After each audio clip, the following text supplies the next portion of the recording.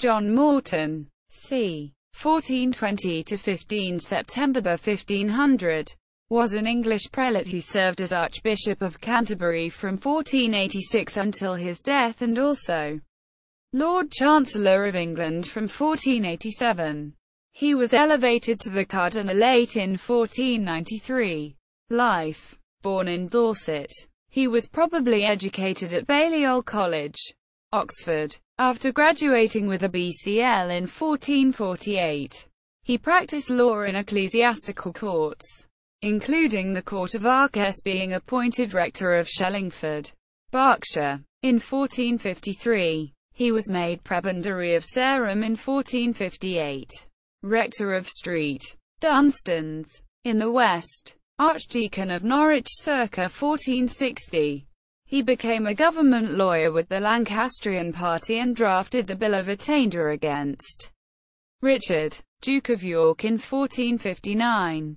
He was captured after the Battle of Towton and attainted, but escaped into exile, joining Queen Margaret in France, where he was Keeper of the Privy Seal to Henry VI in the Lancastrian government in exile, and graduated in theology from the University of Louvain in 1469. He returned to England, but following the failure of the readoption and the murder of Henry VI, he made his peace with Edward IV. He received a royal pardon in July 1471, and became a Master of Chancery at Michaelmas, a Master of the Rolls in the following March. Further church appointments followed, as Archdeacon of Winchester and Dean of the Court of Arches in 1474. Canon of Wells from 1475 to 1478. Archdeacon of Berkshire in 1476 and Archdeacon of Norfolk in 1477. He was appointed Master of the Rolls from 1472 to 1479. In February 1477, he was sent by the Yorkist King Edward IV, together with Sir John Donne, as ambassador to the French court. After serving a short spell in 1478 as Archdeacon of Leicester, he was appointed Bishop of Ely by King Edward on 8 August 1478, and he was consecrated on 31 January 1479.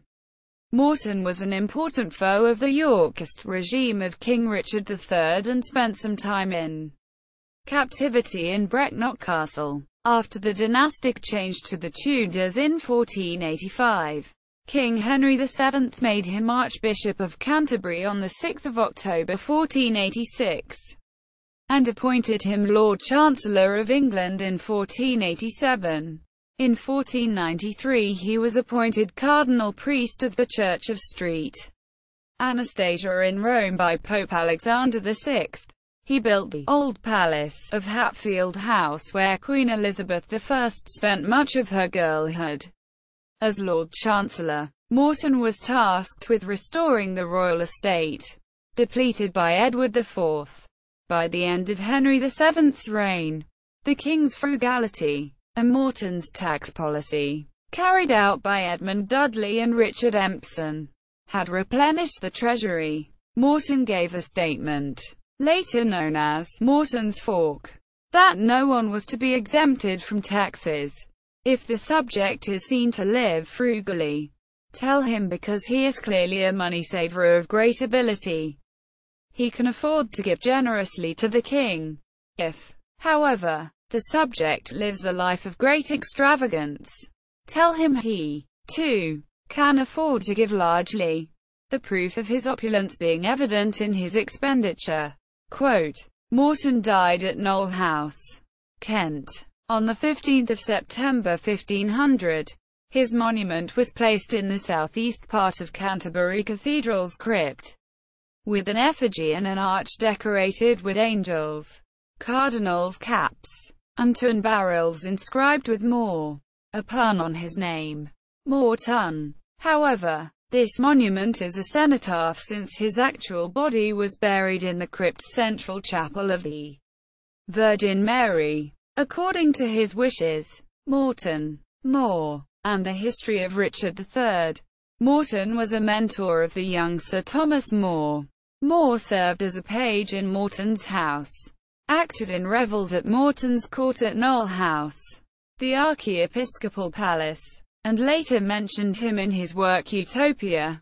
Although most scholars credit More with authoring the history of King Richard III, they debate the issue of the original authorship. Morton is believed by many to be the originator of the account that More rewrote.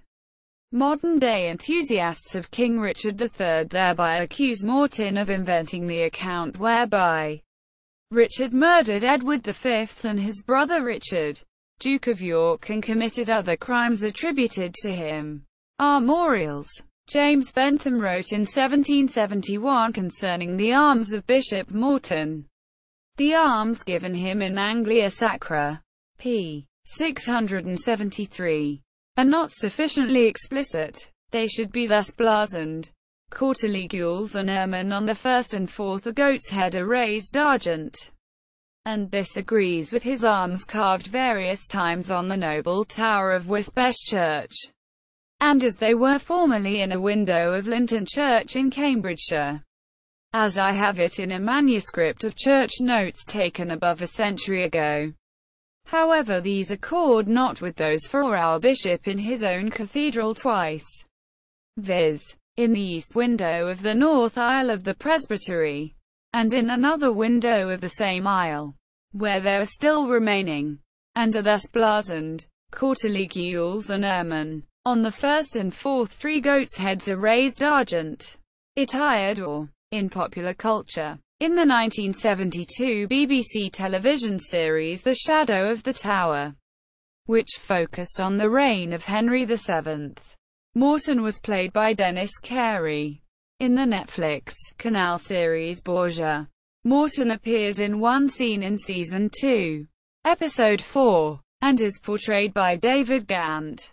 Citations: Fried, E. B. Greenway, D. E. Porter, S. Roy, I. 1996. Handbook of British Chronology. 3rd Revised ed. Cambridge. Cambridge University Press. ISBN 0-521-56350-X.